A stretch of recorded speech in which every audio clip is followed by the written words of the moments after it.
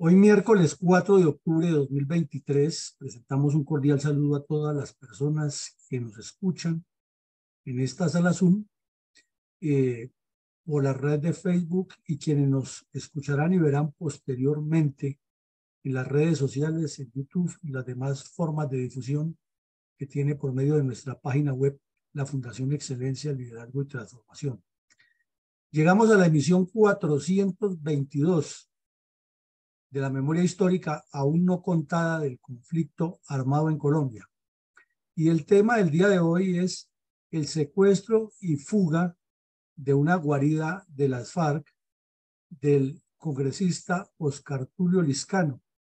Fue un hecho iniciado en el año 2000 en el municipio de Río Negro, departamento de Río Sucio, departamento del Risaralda, y terminado 8 años después con una cinematográfica fuga realizada por el secuestrado y el cabecilla de la cuadrilla que lo tenía torturándolo en la selva del Chocó.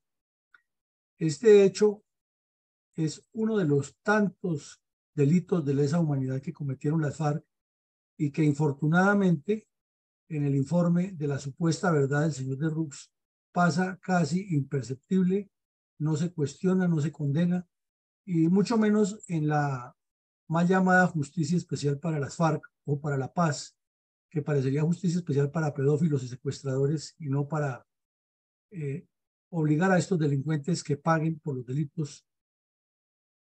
Se va quedando en el olvido de la impunidad. Pero como si eso fuera poco, el hijo del senador aprovechó para su beneficio personal el secuestro del papá, se lanzó a la política y la comunidad lo eligió como representante a la Cámara de manera muy bondadosa. Y ya una vez liberado su padre, se dedicó a hacer politiquería y terminó siendo un mandadero de Juan Manuel Santos en la legitimación del pacto con los secuestradores de su padre. Pero de remate, ahora es uno de los funcionarios estrella de Gustavo Petro, que fue un terrorista igual a los de las FARC, que le causó mucho daño al país.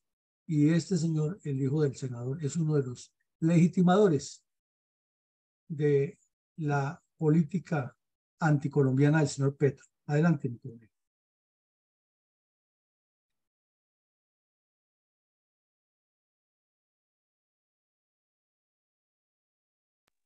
Hoy es miércoles 4 de octubre del 2023.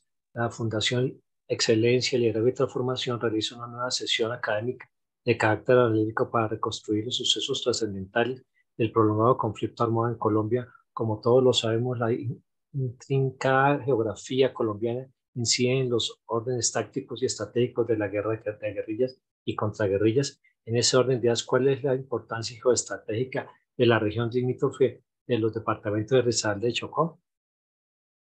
Vemos en este mapa que la región limítrofe entre Risaralda y Chocó tiene unas condiciones muy aptas para la guerra de guerrillas y demuestra el abandono en que el Estado colombiano en su conjunto, en su concepto, ha tenido de nuestras zonas rurales.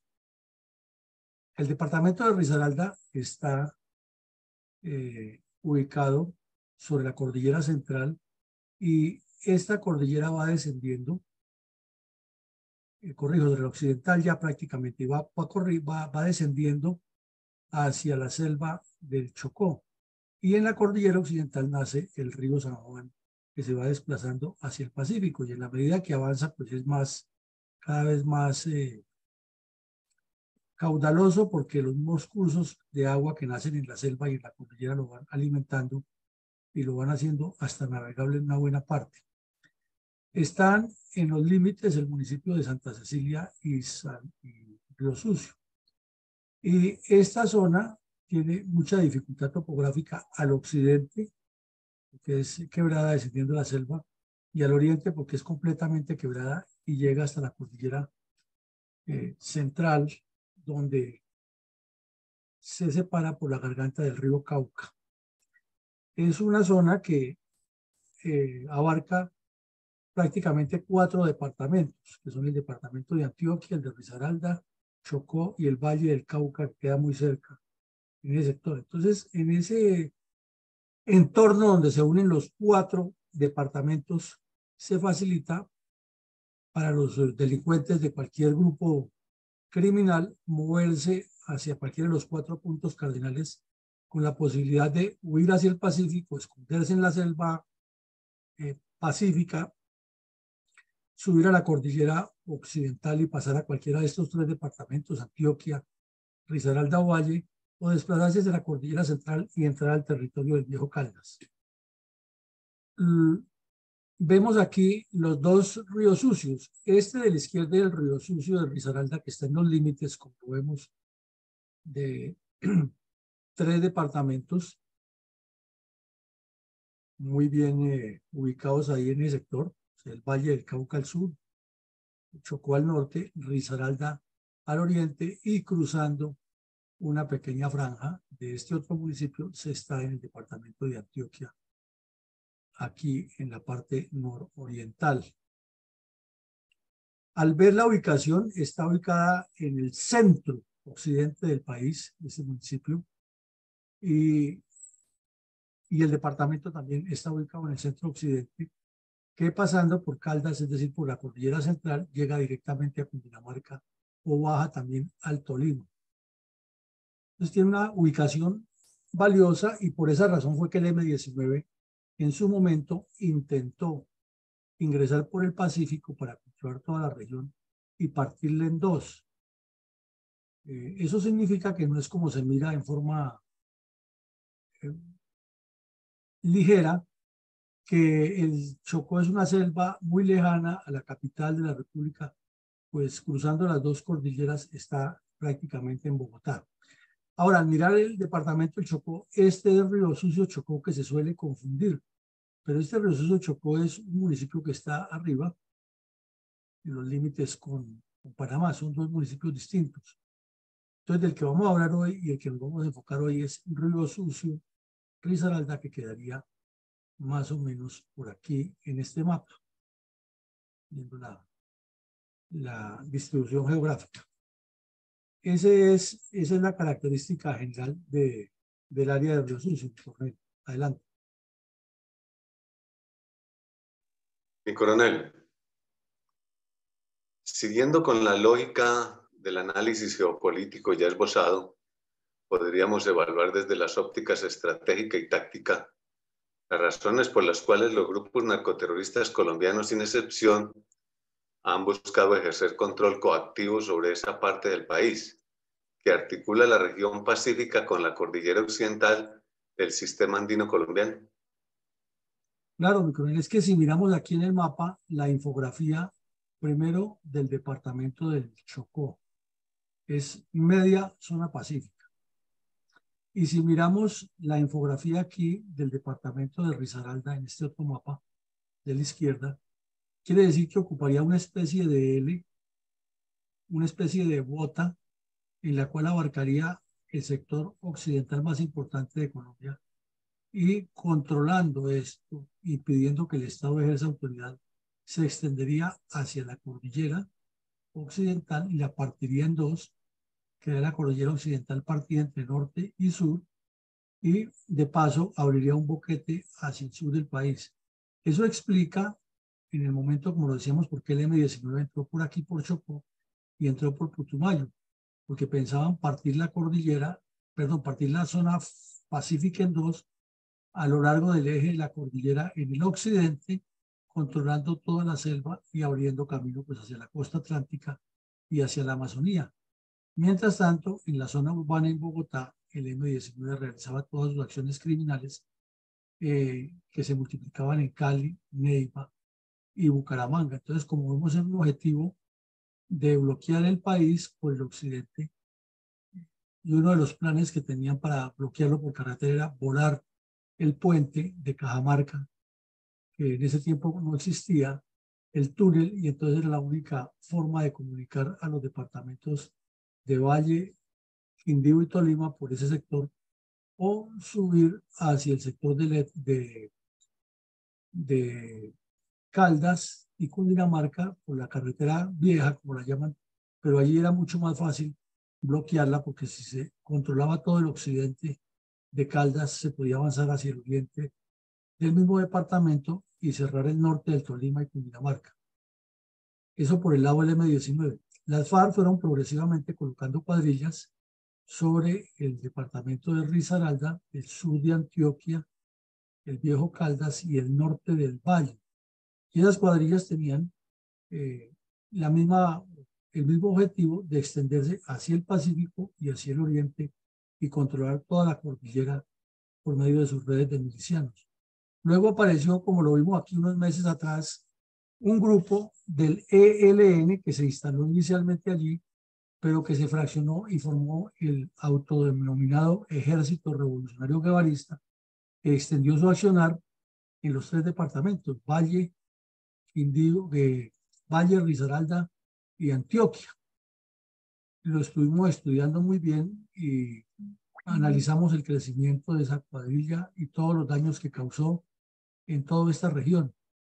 Entonces, esa sería la explicación por la ubicación geográfica y la proyección estratégica sobre Bogotá, la necesidad que tenían estos grupos terroristas de ir cooptando espacios, de ir llenando espacios y de ir afectando el futuro del país desde la periferia hacia el centro o heartland geopolítico colombiano. Adelante, mi Cornelio.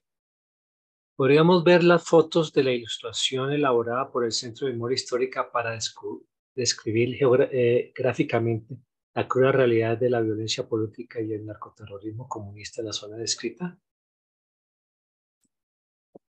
Sí, el Centro de Memoria Histórica realizó unos trabajos gráficos que vamos a mirar aquí, son varios, pero vamos a mirar 4. Y describen como si fuera para niños, pero dan la información de la gravedad del problema. Entonces vemos aquí en la parte de la infografía inferior un laboratorio de procesamiento de coca que significa todos los cultivos y la infraestructura, mejor, ilegal que hay en la región del Pacífico, controlada, y lo pone el Centro de Memoria Histórica por 2 bandidos, uno de las FARC y otro del ELN. Frontalmente se ve la producción de coca. También se ve la mixtura de campesinos e indígenas trabajando todavía con las mulas para explotar la región.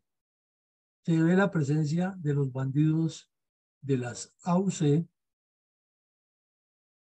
cómo han afectado la región, y al mismo tiempo muestra cómo desde Cali y Medellín, ahí están las 2 ciudades, los carteles de las narcotraficantes de Cali y Medellín han afectado la región.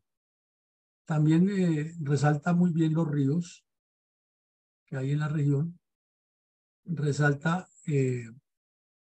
la tendencia rebelde que hay dentro de la comunidad afrodescendiente de esa región.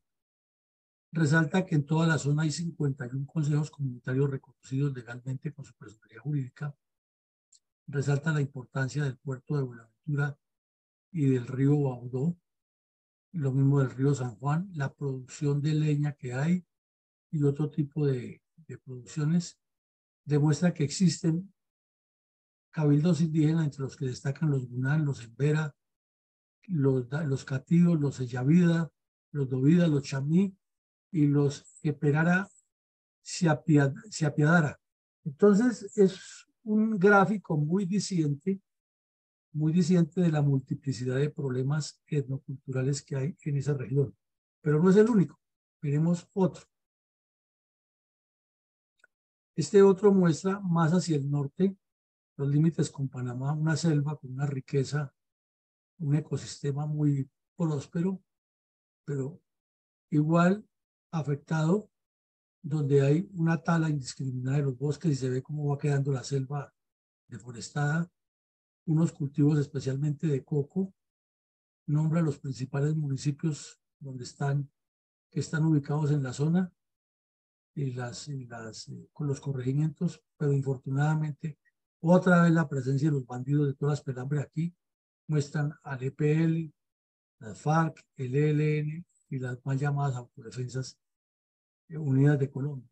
muestra la riqueza bananera que tiene la región, que es muy conocida, la multiplicidad de sus razas, resaltan que ya hay 28 consejos comunitarios y en cierta forma muestra una continuación de lo que vimos en la anterior gráfica. Y aquí vemos una pequeña infografía manual en la cual aparece la región resaltada en color violeta de la región de la zona que estamos analizando en los límites con Panamá y todo lo que es el Chocó. Y también se resalta la presencia de indígenas y negritudes en la forma todavía tan primaria en que viven. Vamos para la tercera, y es que muestra cómo los caminos que pertenecen a los colonos y los ancestros, que fueron los que rompieron la tierra, están llenos de delincuencia. Aquí vemos un niño alistando la coca para sacarla de la zona. Pues esto es muy triste, pero es la realidad.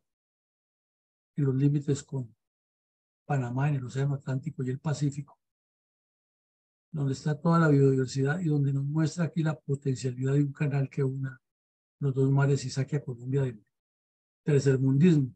Resalta la existencia de Bahía Solano, nuevamente pone de relieve las negritudes que están asentadas en la zona desde la época de la colonia y en la parte más amplia donde se mueven por todos caminos, otra vez los grupos criminales aprovechando el control de la zona como si no le perteneciera a estas etnias y a los colonos el desarrollo.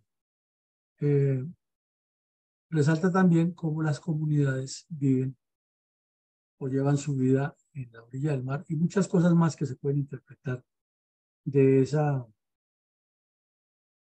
región, donde existe algo muy resaltable que es el Parque Nacional de Utría, por donde precisamente entró el M-19 con el fin terrorista de dañar a Colombia y donde las FARC y el ELN y los demás grupos criminales han encontrado un espacio para afectar en todos los sentidos a las etnias indígenas, destruir el ecosistema y sembrar su emporio de terror para controlar el narcotráfico y fomentar las retaguardias estratégicas de sus planes terroristas, además de amedrentar a esas poblaciones y desplazarlas de allí, sacarlas de sus entornos y obligarlas a convivir con las enfermedades, con las dificultades que tienen las ciudades. Muy disidente estos cuadros. Y aquí vemos otro de los cabildos indígenas sobre el río Patía, que es más al sur. Esto en la región de entre el Cauca y Nariño. Hay varios cabildos indígenas, hay minería artesanal, como se ve sobre el río Patía. Están los mineros trabajando, pero también al lado están los cultivos de coca. Y en este momento resaltamos lo del cañón del Micay, que no es el único, sino es uno de los que hay allá, y de marihuana y de todo lo que está ocurriendo. Los cabildos indígenas en mayoría controlando esto. Algunos consejos comunitarios, están los porteros de caña en el valle y está la presencia de todos los bandidos nuevamente. Y resaltan que en 2016 supuestamente hubo una paz, con lo cual sí no estamos de acuerdo, pero pues es la infografía que hace la memoria histórica y vemos todos los grupos criminales, FARC, ELN, autodefensas mal llamadas, etcétera, haciendo daños y afectando Colombia. Nos parece que son 4 gráficos que, aunque parecen como para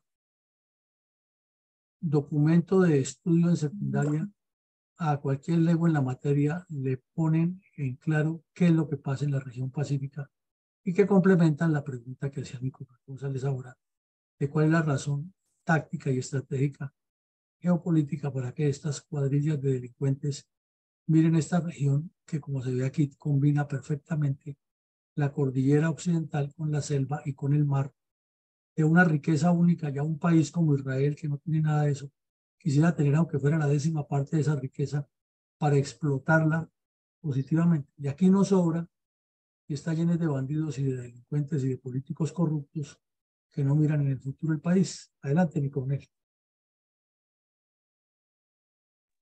Mi coronel, ¿Cuál es la influencia de las decisiones de las asambleas nacionales guerrilleras del ELN en la ejecución de demenciales acciones narcoterroristas, como es el caso del secuestro del congresista Oscar Tulio Liscano González por parte de la cuadrilla Aurelio Rodríguez del bloque occidental de las FARC y el cinematográfico Escape de los Captores?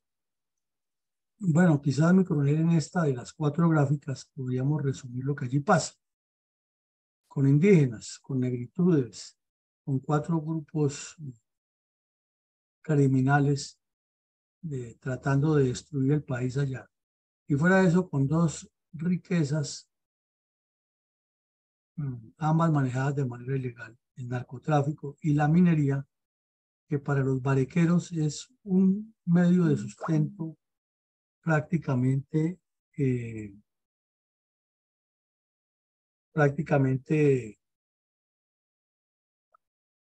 básico para mantener su economía.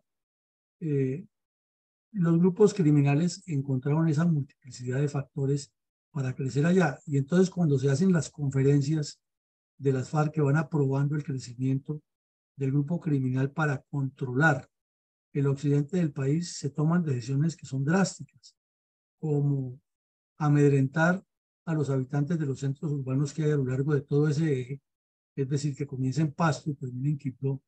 Hay varios municipios de los departamentos de Nariño, Cauca, Risaralda, Chocó, Antioquia, metidos todos dentro del objetivo en la parte urbana. Y si se mira la historia para esa época, pues casi toda esa franja del occidente fue víctima, fue blanco de atentados terroristas de las FARC y el ELN, que aprovechaba el desorden. Pero también vemos que la zona pacífica fue sirviéndoles de fundamento o de basamento para fortalecerse económicamente con el narcotráfico. Entonces, y la minería ilegal. Entonces, eso explica la presencia de todas estas cuadrillas. Por razones económicas, por razones estratégicas, pero hay una razón más, que es la razón operativa, la razón de poderse mover, como ya lo explicábamos al principio, hacia la selva para esconderse y de paso proteger sus cultivos y sus laboratorios, pero también de parte, al mismo tiempo, verificar que hacia el oriente pueden pasar la cordillera y pueden ubicarse en la zona del Valle del Cauca que forma desde el sur hasta el norte toda la división de las 2 cordilleras, y luego también puede esconderse en el sur de Antioquia, suroeste de Antioquia o el Chocó. Entonces, como vemos, es una zona de una importancia estratégica muy importante para todos estos grupos. ¿Cómo podríamos articular los antecedentes tácticos y estratégicos del secuestro del congresista Oscar Tulio Liscano González por parte de la cuadrilla Aurelio Rodríguez del bloque occidental de la FARC y el cinematográfico Escape de los Captores? Bueno, entonces tenemos como antecedentes cercanos a esos hechos la muerte de Raúl Reyes e Iván Ríos. ¿Por qué son importantes? Porque además se le sumó la muerte de Tiro Fijo Todo en el Marzo Negro del 2008. ¿Y por qué 2008? Porque el señor, como lo veremos adelante, fue secuestrado en el año de 2000 y estuvo 8 años allí. Entonces, se inició por parte del gobierno Uribe varias operaciones, y una de esas fue la exitosa baja de Raúl Reyes. Y menos de una semana después de la baja de Raúl Reyes, un terrorista de las FARC, motivado por la recompensa que estaba ofreciendo el gobierno colombiano y porque el gobierno francés, en una doble moral que veremos más adelante, ofrecía unas garantías para los bandidos que ayudaran a los secuestrados a escapar. Entonces, ese bandido asesinó a Iván Ríos y le cortó la mano. Ese caso lo estudiamos aquí en profundidad en la fundación. Luego, De esos dos hechos, pues Tiro Fijo murió de muerte natural en la selva.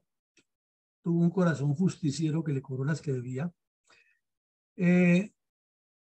Vino la Operación Jaque, que también fue en el mismo año 2008, fue julio, 4 meses después de la baja de Raúl Reyes y de Iván Ríos. Y eso iba afectando la moral de todas las cuadrillas, porque los bandidos se enteraban, si no por los mismos jefes, se enteraban por la radio o por la televisión de lo que estaba pasando. Un antecedente, valga la redundancia, anterior a esto es que en el año 2003 se intentó la liberación del gobernador de Antioquia, que estaba secuestrado por esos mismos grupos del occidente, allá de Antioquia, y el Chocó, o sea, por lo que llaman ellos el bloque occidental, el frente occidental el bloque occidental de las FARC. Y 4 años después, o sea, de la muerte del gobernador y un año antes del escape de Oscar Tulio Lizcano, las FARC asesinaron en cautiverio, en el sitio donde tenían secuestrados a los diputados del Valle. Entonces, el ambiente estaba pesado y la orden que había para las cuadrillas de las FARC es que cualquier intento de fuga de un secuestrado o cualquier aproximación de las tropas había que asesinar a los secuestrados para no entregarle en bandeja de plata el trofeo al señor Álvaro Uribe Vélez, porque ellos lo consideraban su enemigo número uno. No era el país, sino era que Uribe no les ganara la partida. Era una guerra casi personal entre Uribe y los bandidos, pero desde luego lo que se buscaba era la seguridad nacional. Ocurrió que hubo un problema interno en las FARC después de la muerte de Iván Ríos, especialmente en ese bloque, porque los cabecillas entraron a decidir si la cabecilla de todo el bloque era Karina o era otro delincuente, y al fin mandaron fue a Iván Márquez y luego a Pastor Arape. Entonces, en medio de ese cambio de cabecilla principal de todo el bloque, hubo un cambio de cabecilla en este grupo y pusieron a un indígena que llamaban Izaza. Y ese indígena, pues a pesar de que era muy reservado, muy callado, tenía ya en mente ayudar a escapar al señor Lizcano y estaba muy interesado en la propuesta del gobierno francés de irse a vivir a Francia, y que el gobierno Uribe ya había dicho públicamente que bandido que se escapara con un secuestrado y lo entregara sano y salvo, le garantizaba que lo amnistiaban y lo sacaban del país para Francia. Y Sarkozy también insistía, como presidente de Francia, con el fin de liberar a Ingrid Betancourt.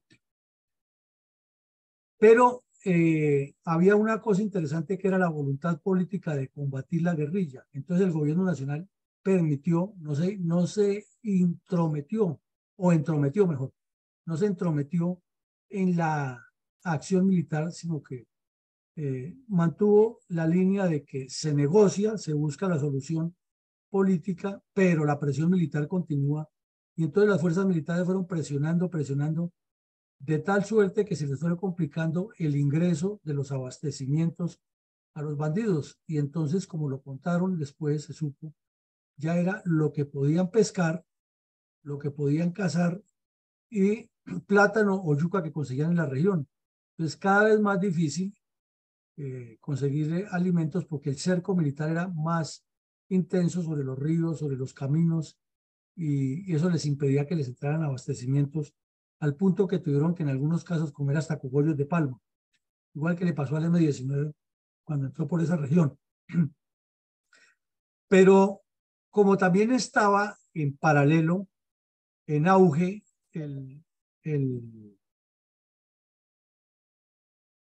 plan de desmovilización que proponía el gobierno en la época, que era el de la reinserción voluntaria de los bandidos, no solo para irse para Francia, sino todo el que se quisiera desertar lo recibían. Y aquí en Bogotá se montó una oficina grandísima con una infraestructura muy amplia que recibía a todos los delincuentes que escapaban. Entonces hubo uno que escapó y se presentó a la policía allá en los límites de Chocó y Risaralda. Y de las cosas que confesó fue precisamente la situación de penuria que estaban viviendo, por la presión militar, por eso él se había escapado, contó la forma como estaban transportando al secuestrado, dio un área mucho más exacta donde estaban ocurriendo los hechos, y todo eso se evalúa por inteligencia militar, con la inteligencia satelital que facilitaba a Estados Unidos. Se hicieron todas las cotejaciones y se cerró aún más el cerco, pues los bandidos no estaban en un solo sitio, sino que se movían, pero era sobre un solo sector que el guerrillero conocía muy bien. Luego vino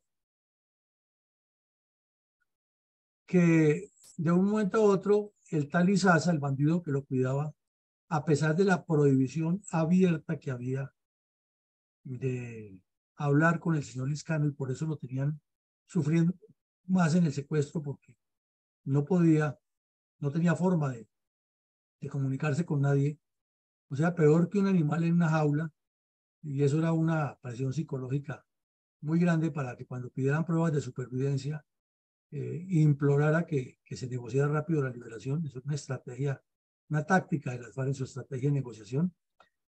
Pero de un momento a otro el bandido le dio por invitarlo a jugar ajedrez. No le hablaba, se jugaban ajedrez, pero una noche llegó y le dijo que se alistara, que se iban a volar. Pero el señor no le creía, porque anteriormente ya había habido el caso de un guerrillero que le ha propuesto que se volaran, y Liscano afortunadamente desconfió y no se voló, y al muchacho lo capturaron, tenía 17 años, y lo fusilaron ahí en el campamento. Eso naturalmente no lo cuenta el señor de Russo en el informe. De esas cosas no habla para nada. Entonces, ahí vemos que esos son los antecedentes que con esa sorpresiva propuesta, ya sabiendo lo que ha pasado con los diputados del Valle, sabiendo lo que ha pasado con el gobernador de Antioquia, y con la buena noticia de que un bandido haya asesinado al cabecilla, confió, se jugó la vida, como lo dijo después en los medios del señor Liscano, pues me la jugué toda. Ya sabía que llevaba 8 años secuestrado, que lo más seguro era que en cualquier momento lo mataban, porque había operación militar o porque los bandidos se les ocurría matarlo. Entonces se la jugó y aceptó a Izaza volarse, y ocurrió ya pues el escape, con los detalles que más adelante analizaremos.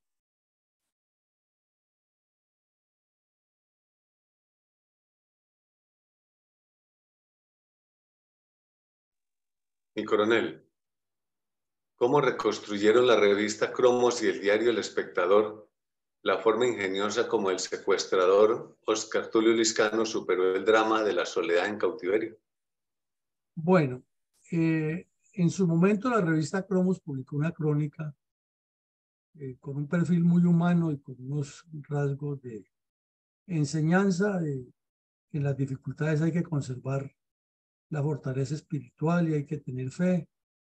Entonces hubo un poeta, Miguel Hernández, español, que fue contrario al gobierno militar del señor Franco y fue de tendencia de izquierda, pero que sus poemas invitan mucho a la fortaleza espiritual, desde luego con orientación política. Pero este señor Oscar Tulio Liscano había leído sus poemas y había conseguido casualmente algunos documentos que le habían dejado los bandidos para que leyera. Y entonces en un cuaderno que tenía él escribía mucha poesía y siempre tenía como referencia a la visión de fortaleza mental del señor Hernández. Entonces, pues cuando ya sale del cautiverio, cuenta eso la revista Cromos, allí lo magnifican y lo ponen como un ejemplo de resiliencia con base en la intelectualidad. Pues el señor Liscano era pues una persona de buen nivel intelectual y académico. Entonces, por ese lado lo enfoca la revista Cromos, y en 2021, 13 años después de la liberación del secuestrado, el periódico El Espectador reproduce la misma crónica. Pero es como un mensaje de superación, de fortaleza mental ante el infortunio, que lo quiere resaltar el periódico, primero la revista y luego el periódico. Ese es el detalle. ¿Qué aspectos psicológicos impacta de la crónica titulada Liscano ha vuelto a sentirse humano, publicada por la periodista Pilar Lozano del diario del País de España en octubre del 2008. La sola foto con que el periódico ilustra ese artículo es impactante. El señor completamente deteriorado, 8 años en la selva, padeciendo la tortura del secuestro, sentado sin haber pasado todavía por el baño ni por la revisión médica ni nada, contándole a los medios de comunicación lo que vivió en el secuestro, y cuenta muchísimas cosas. Lo que más conmueve o llama la atención es la tortura psicológica que le tenían los bandidos, de no hablar nadie con él y de pasarle la comida como a un animal enjaulado a la hora de las 3 comidas, y dejarle por ahí leer de vez en cuando el radio, que ya era pues política de los cabecillas del secretariado. Y como no era una persona que demostraba ser agresiva, afortunadamente lo tuvieron muy poco tiempo encadenado, pero como no le hablaban y él necesitaba comunicación con alguien, hablar con alguien o exteriorizar sus pensamientos, entonces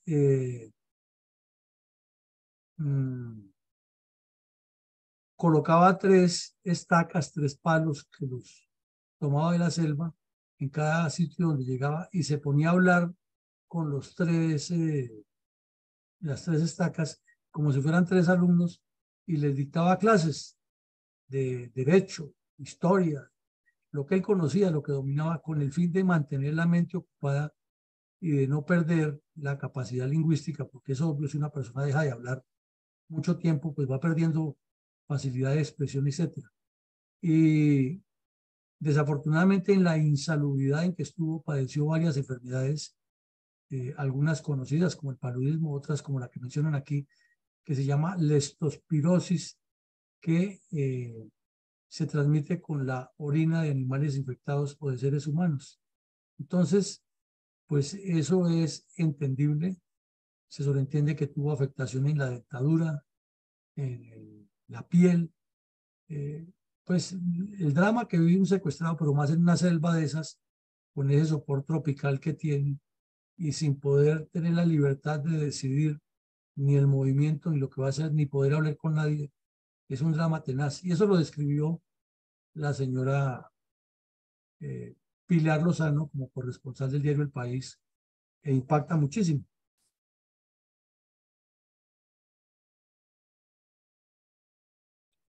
Adelante, mi coronel. ¿Cómo se enteraron los colombianos de que el señor Oscar Liscano estuvo afectado por el paludismo durante el lapso que estuvo secuestrado por los narcoterroristas de las FARC?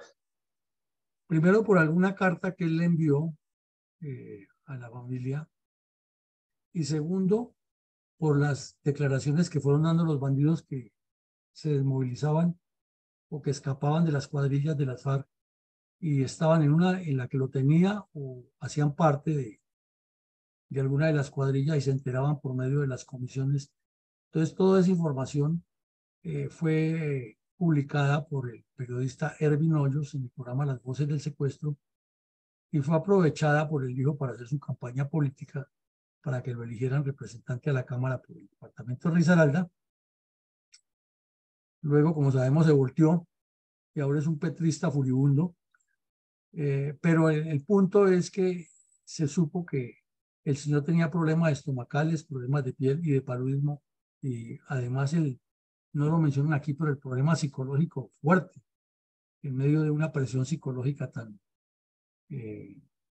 torva y siniestra, practicada en la selva bajo la amenaza de muerte y sin que la persona pueda decidir absolutamente nada por su cuenta, sino todo dependiendo de unos criminales de un nivel cultural e intelectual muy bajo, pero dispuestos a asesinarlo y amedrentándolo permanentemente con los fusiles.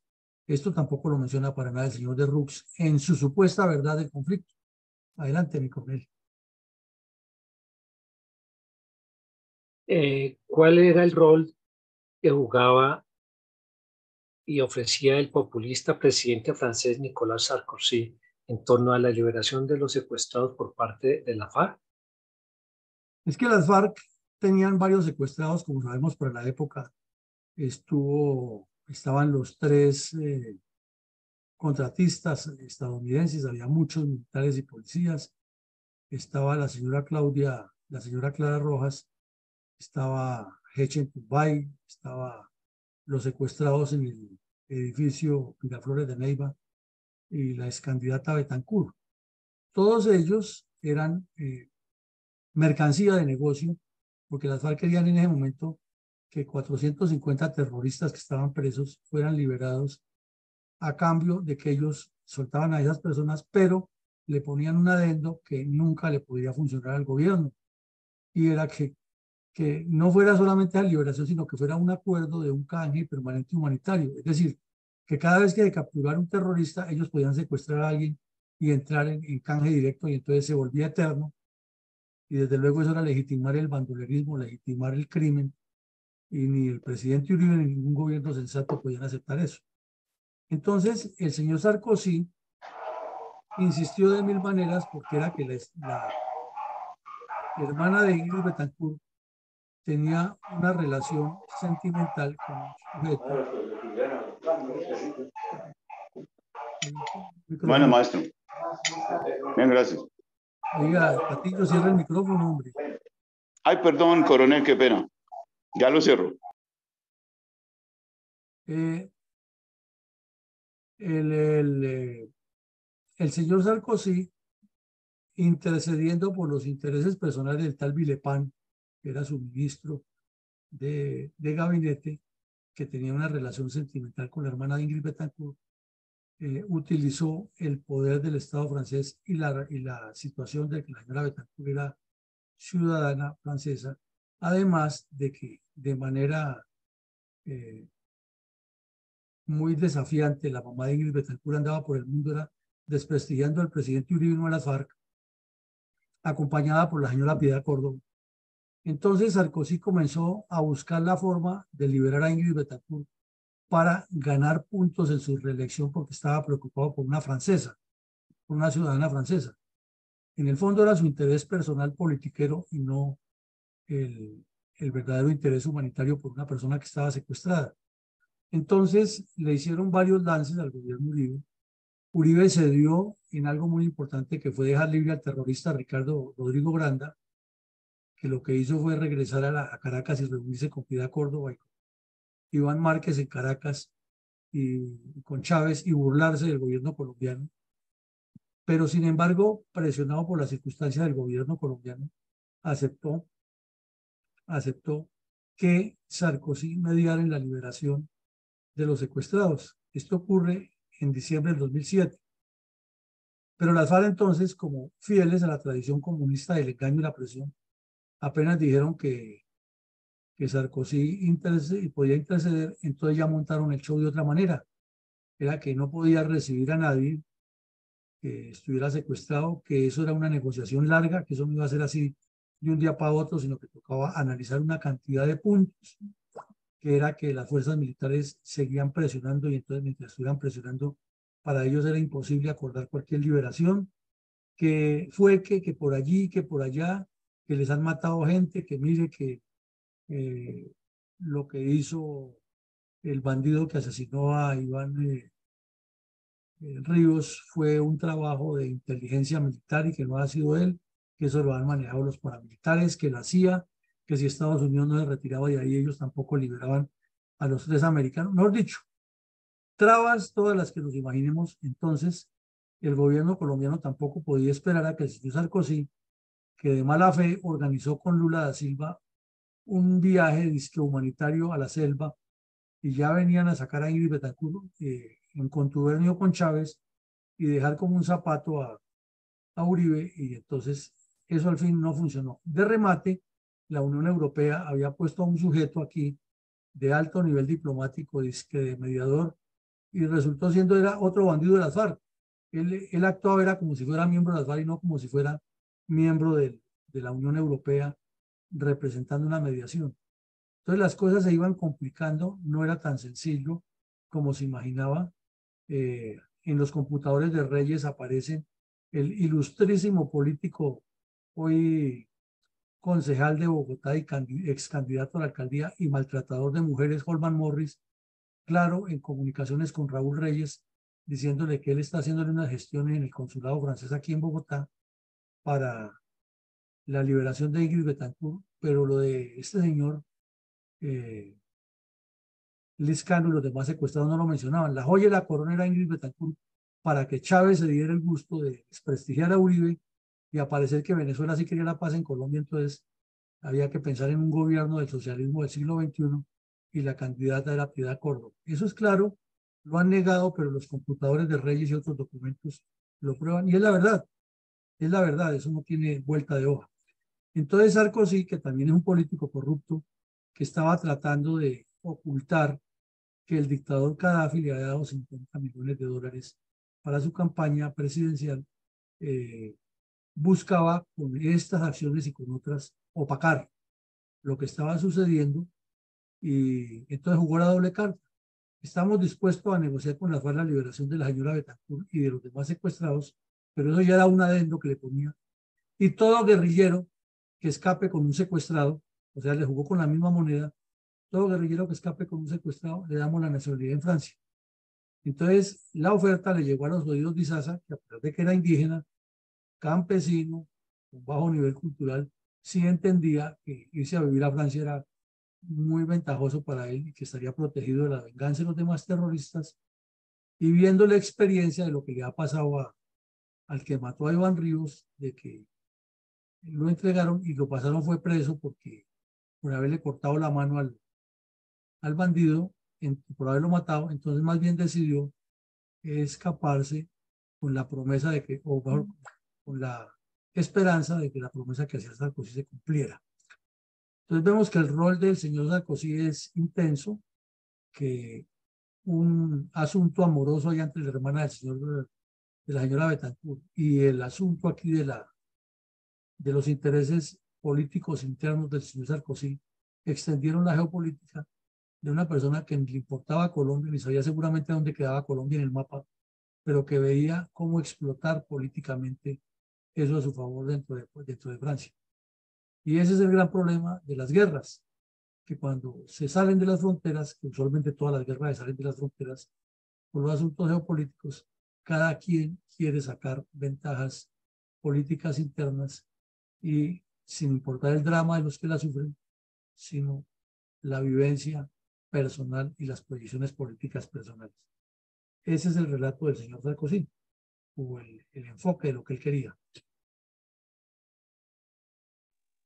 Y coronel, ¿cómo describió el diario El País de España la odisea del escape de Óscar Tulio Liscano y su carcelero, el terrorista alias Izaza, de 28 años de edad y cabecilla del grupo que lo tenía secuestrado?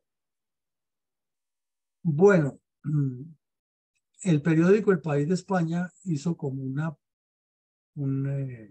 paradigma no, sino hizo una comparación entre cómo fue la novela de la Odisea de Ulises, cómo vivió Ulises, su famosa Odisea en la época de la mitología griega, con la propia Odisea que vivió el señor Liscano, quien había leído naturalmente ese libro. Entonces, cuenta allí más o menos lo que dijimos al principio de los problemas internos que hubo dentro de las FARC, el cambio de cabecilla. No cuenta lo de la muerte de Iván Ríos, sino que eso lo deducimos por análisis. Y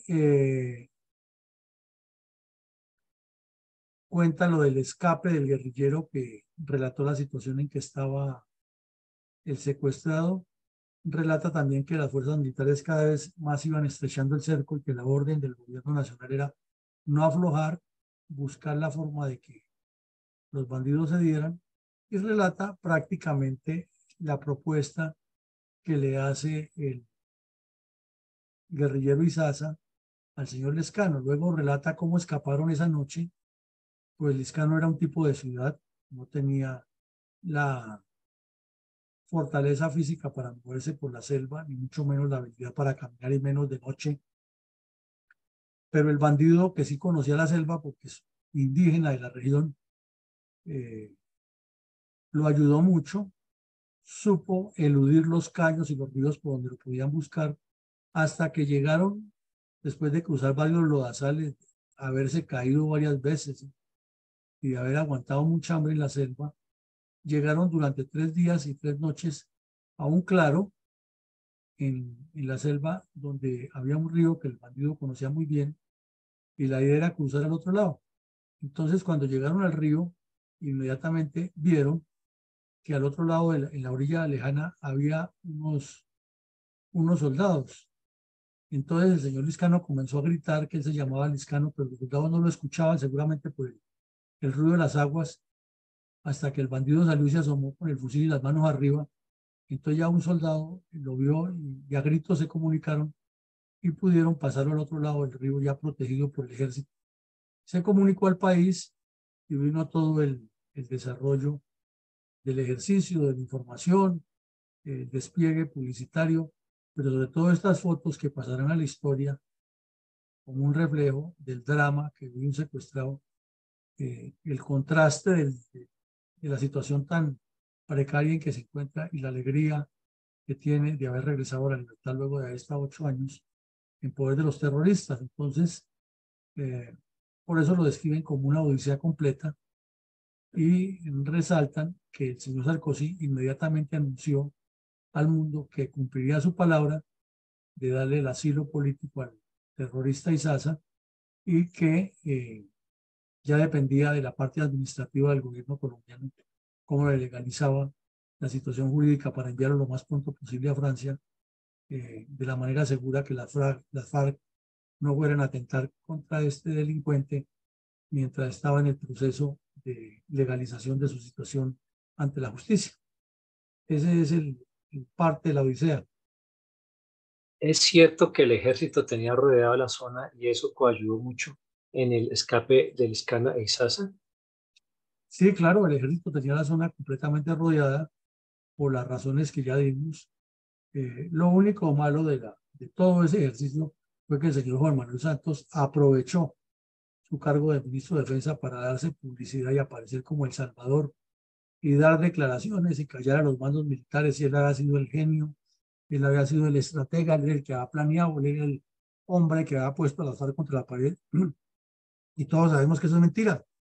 Aquí se resume en que las fuerzas militares, cumpliendo con su deber constitucional, no porque el señor Uribe los presionara, ni mucho menos, ni porque tuvieran una motivación específica, en este caso no, sino en todos, porque las fuerzas militares cumplen con proteger la vida, honra y bienes de los colombianos, le estrecharon el cerco a los bandidos. Y el bandido que escapó fue fundamental porque contó la situación real y facilitó readecuar los dispositivos y las presiones.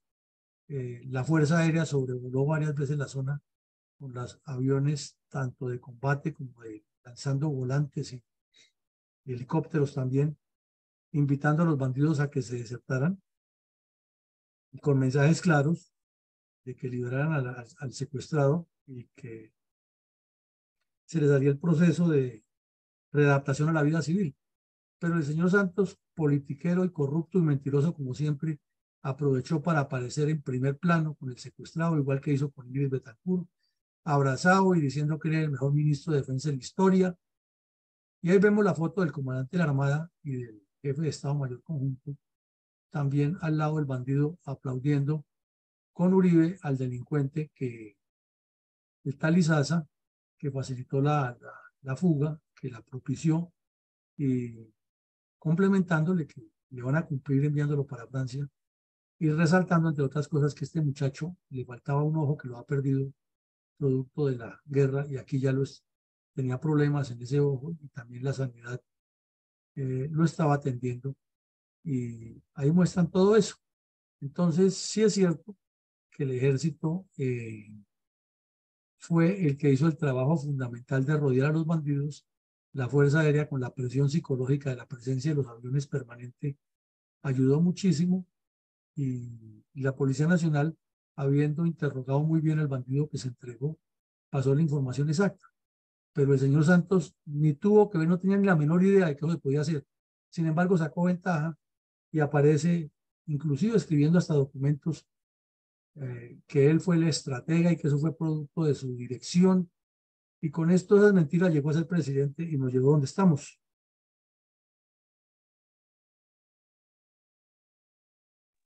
Mi coronel, ¿qué publicó al respecto la periodista Salud Hernández en el diario El Mundo de España?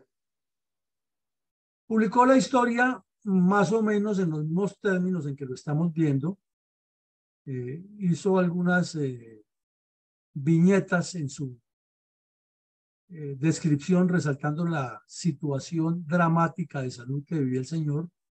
Resaltó también el drama de estar secuestrado e incomunicado, que es lo más grave.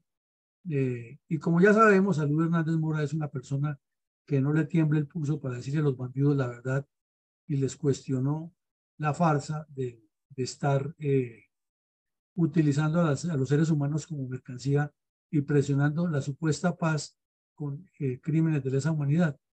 Entonces, pues todos conocemos las posiciones claras, concretas de esta señora y entendemos que sus escritos no pueden ser distintos a lo que ella siempre ha dicho y la forma como se ha comportado frente a los bandidos o ante cualquier evento que no esté de acuerdo, ella lo va expresando como lo investiga y con los hechos y las pruebas que tiene, y no asume posiciones ideológicas, sino frontalmente le dice la verdad a quien sea. Y esta crónica no puede hacer la excepción. ¿Cómo resalta nuestra fundación el drama de los niños incorporados a la guerrilla comunista por medio de artilugios, engaños y estratagemas?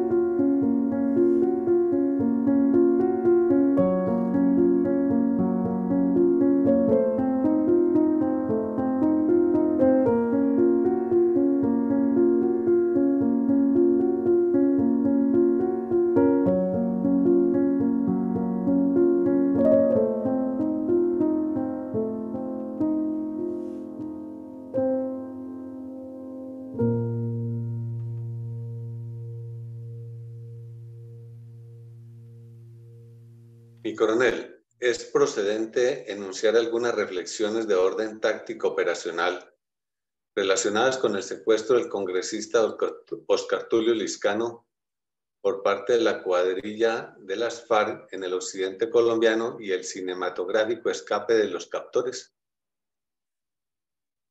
Claro, mi coronel, hay muchas cosas, ¿no?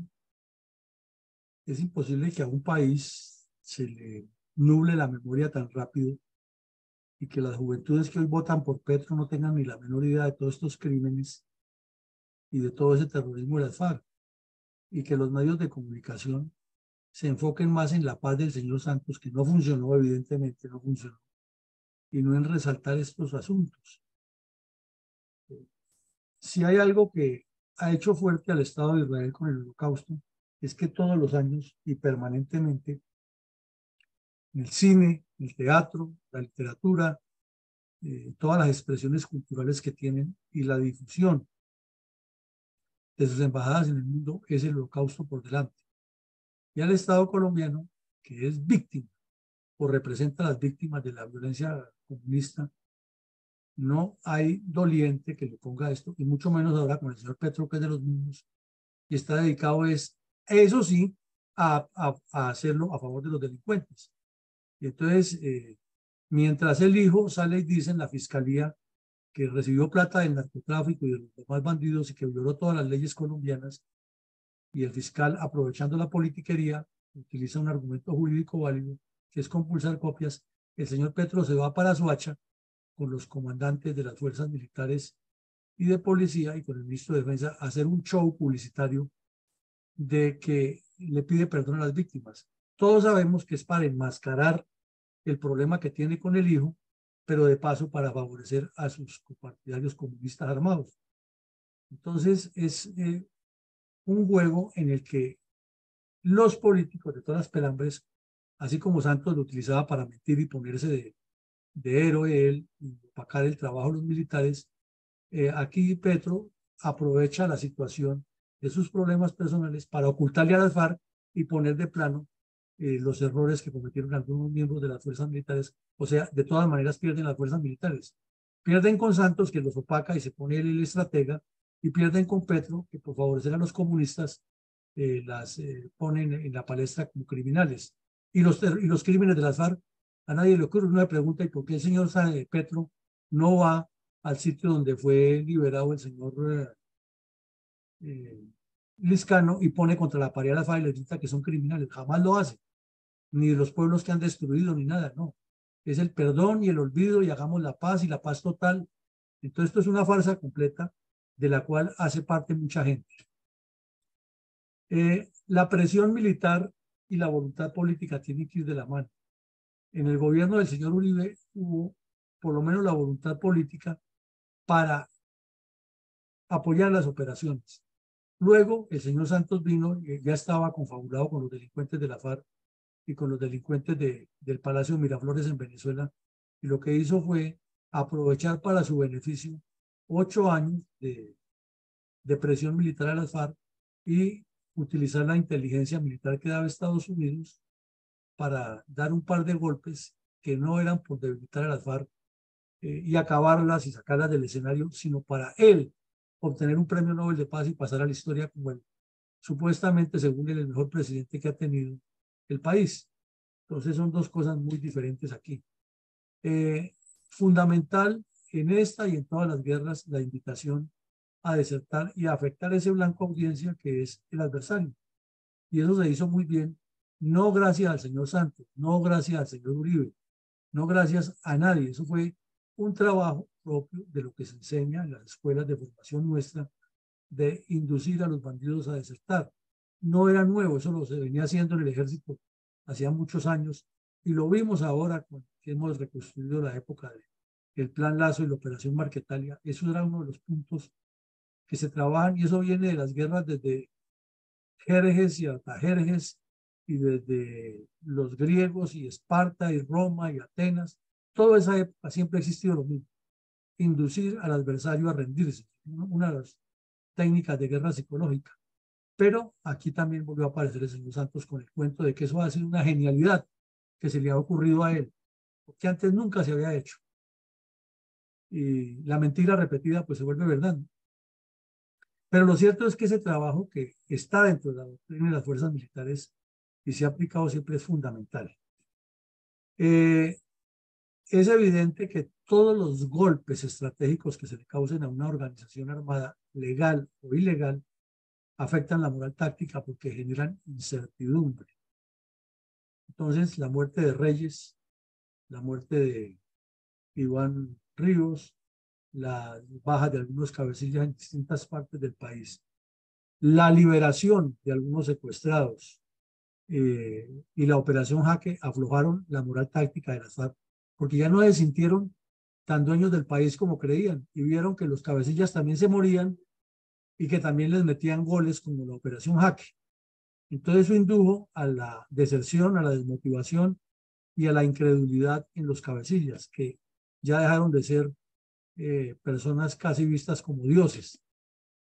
El narcotráfico en esta región, como lo vimos, cambió la situación táctica, porque paralelo de la mano al narcotráfico se incrementó la minería ilegal y la presencia de grupos armados en la región. Entonces vemos que una cosa suma con la otra.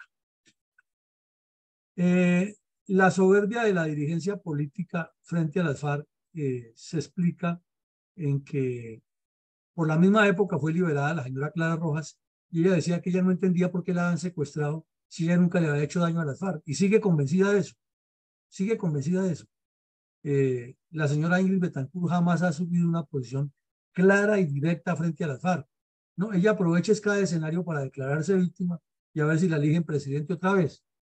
Pero cuestionando las FARC, nada. Antes resultó amiga de la paz de Santos, resultó amiga del señor de Bucaramanga que parecía al señor Goyeneche en su campaña en los años 60 cuando iba a pavimentar el río Bogotá. Y nunca asume una posición clara. Cada vez que va a la JEP va a llorar y a contar su tragedia personal, pero nunca se pone de frente a cuestionar las FARC. Eso no lo hace. Y el señor Liscano, pues también, a pesar del drama y de su nivel académico, se podría entender que tenía en ese momento el síndrome de Estocolmo, pero tampoco ha sido una persona que sea contundente frente a las FARC en ningún escenario, y mucho menos el hijo que terminó prácticamente aliado de ellos. Entonces, esa soberbia, esa indiferencia y ese doble lenguaje que hay con las FARC, de que los políticos saben que son los que los quieren tumbar, son los que les quieren quitar todo lo que tienen, todas prebendas, y que en casos específicos como este los han llevado al padecimiento. Sin embargo, se prestan para el juego de que es que políticamente se maneja a ver qué ventaja sacan.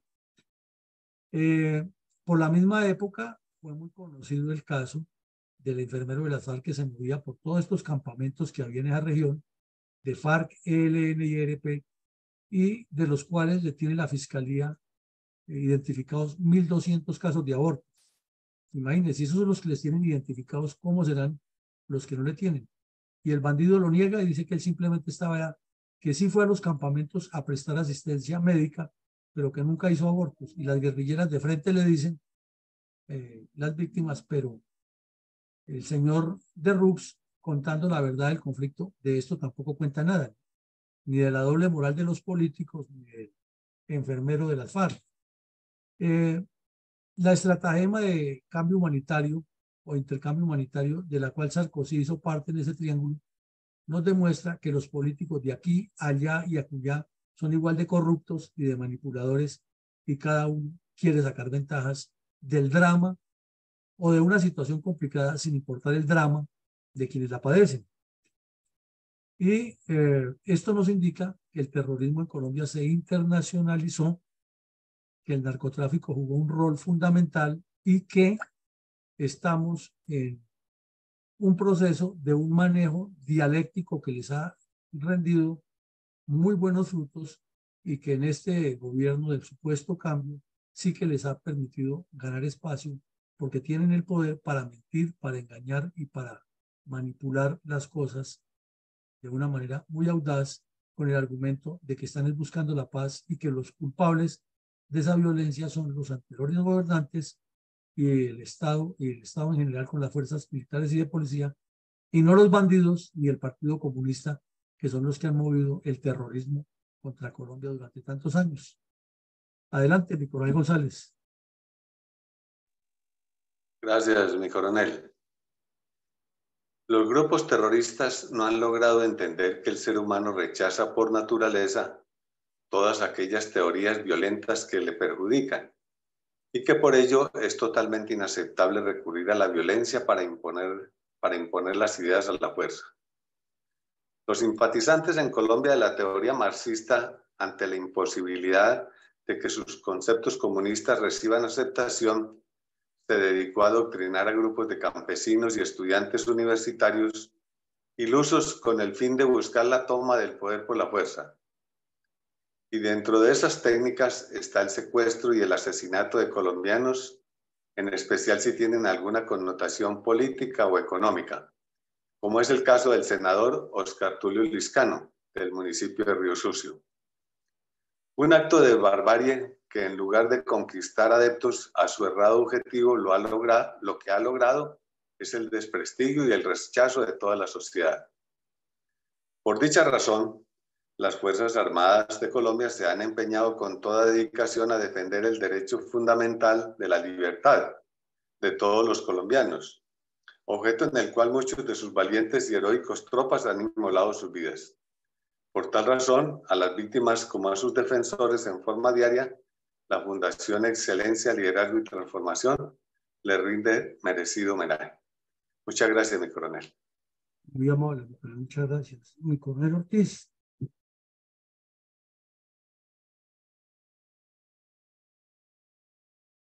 ¿Está?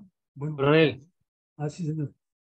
es solamente ver lo que con el tiempo los bandidos de la FARC secuestrando y extorsionando han llegado hasta donde han llegado.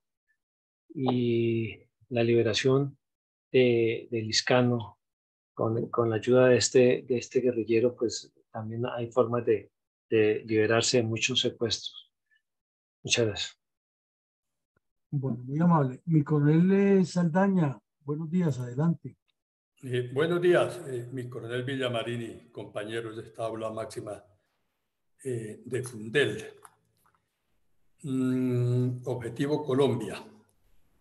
Reflexión al 422 episodio de la memoria histórica de Fundel, miércoles 4 de octubre de 2023. Pues mire, yo tengo dentro de las reflexiones lo siguiente, lo mismo que ayer se dijo, cuando hay voluntad política se vence la narcoguerrilla y cualquier otro motivo de violencia. En Colombia no ha habido voluntad política para acabar la narcoguerrilla. 1. 2. Vemos que cuando hay secuestrados de los países del primer mundo, se mueve cielo y tierra para rescatarlos. Muy diferente a lo que ocurre cuando se secuestran a diario personas nacionales. Es decir, somos dos ciudadanos diferentes del primero y del tercer mundo. Ejemplo, cuando secuestraron al doctor Rodrigo Turbay Cote, como no habían secuestrados del primer mundo, Estados Unidos, Francia y de la Unión Europea, pues no se hizo nada y el político fue asesinado. Eso lo está demostrando la historia, lo que usted está en esta cátedra, mi coronel, enseñándole al país y al mundo. También es claro que la inteligencia de la policía y la estrategia de los militares es completa cuando se unen. Por eso el afán de destruir la inteligencia por este gobierno que tenemos actualmente. Vemos que el hombre, o sea, Óscar Liscano, el congresista, era un botín político para la FARC, que finalmente por la inteligencia de la policía y la estrategia militar terminó siendo custodiado por un grupo muy pequeño de guerrilleros que no tenían mayor contacto con los jefes del frente ni con los secuestrados. Quedó demostrado a través de todos los informes que has dicho sobre esto y que usted lo corrobora en su exposición. Ahora,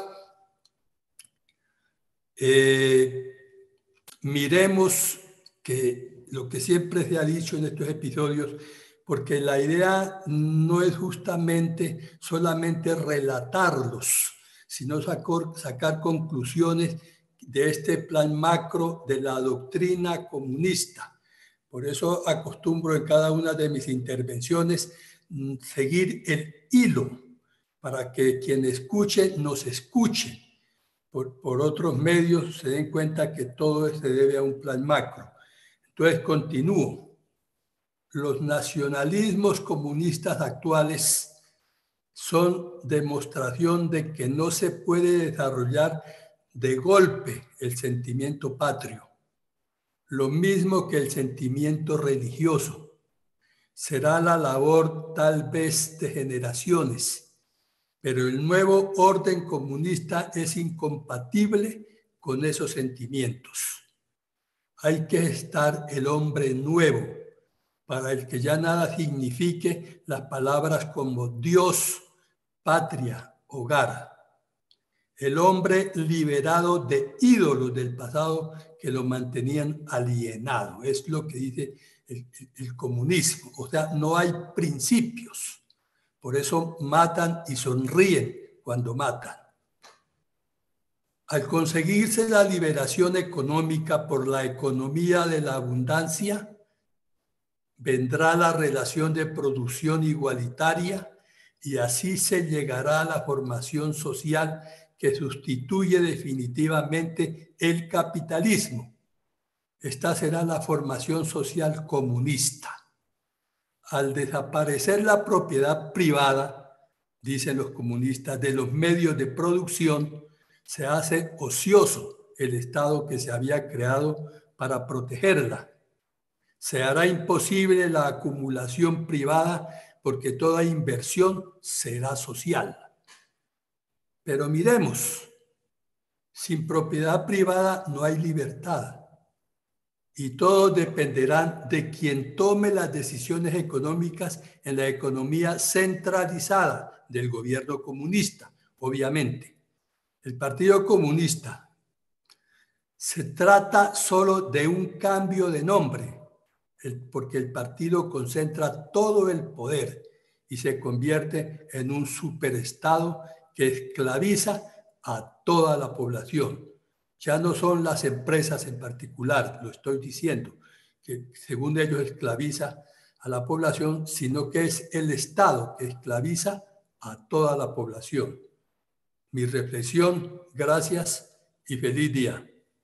Bueno, mi coronel, muchas gracias. Entonces, tratando de concretar en una idea corta y breve las tres intervenciones, diríamos que el secuestro ha sido en las últimas décadas un método malévolo, corrupto, perverso, con el cual las guerrillas comunistas de las FARC y el ELN han presionado, y el M-19, que fueron campeones en los secuestros, han presionado al Estado colombiano y a la sociedad, siempre con la amenaza latente de asesinar a quien no esté de acuerdo con eso. Con sus ideales y desde luego para financiarse y presionar el reconocimiento político. Pero como muy bien lo nota mi coronel Saldaña, es que no es una cuestión que sea eventual ni circunstancial, ni una parte de la dinámica de la guerra como pretende el señor de Rux mentirosamente justificarlo. Es parte de una estrategia, es parte de una decisión colectiva y es un objetivo per se que conduzca al fin superior de lo que planean los terroristas contra Colombia. Y además tiene una carga ideológica montada muy bien con base en la experiencia de otras revoluciones y con base en la doctrina marxista-leninista de la lucha de clases. Entonces también se podría pensar que la fórmula es estar induciendo a los terroristas a que escapen con los secuestrados, como ocurrió en este caso, y podría funcionar en otros procesos, en otros eventos, en otros hechos, en otros secuestros. Lo cierto es que este suceso pasó a la historia y deja muchísimas enseñanzas y todavía para profundizar mucho en la irresponsabilidad de la dirigencia política que lo sufrió en carne propia y siguen pensando que ellos son los dueños del poder en Colombia, que fue una situación circunstancial de mala suerte para alguien, pero que ellos pueden seguir expoliando los recursos, utilizando al país con engaños y además como el caso del propio hijo del señor, que en lugar de asumir una posición frentera y franca frente a los terroristas, termina siendo parte del show que lo favorece con el señor Petro. Dura realidad, y eso, si se va a contar la historia o la verdad de lo que pasó en el conflicto, el curita de Rux debía decirlo tal como pasa y no enmascararlo como hechos aislados. Pues llegamos al final. Esta tarde tendremos un ejercicio académico nuevamente en la Fundación y mañana continuaremos con nuestro programa de la memoria histórica aún no contada y llegaremos a otro episodio más, el 423, perdón, de esta serie que parece interminable. Feliz día para todos y que Dios nos siga acompañando. Gracias, mi coronel. Feliz día para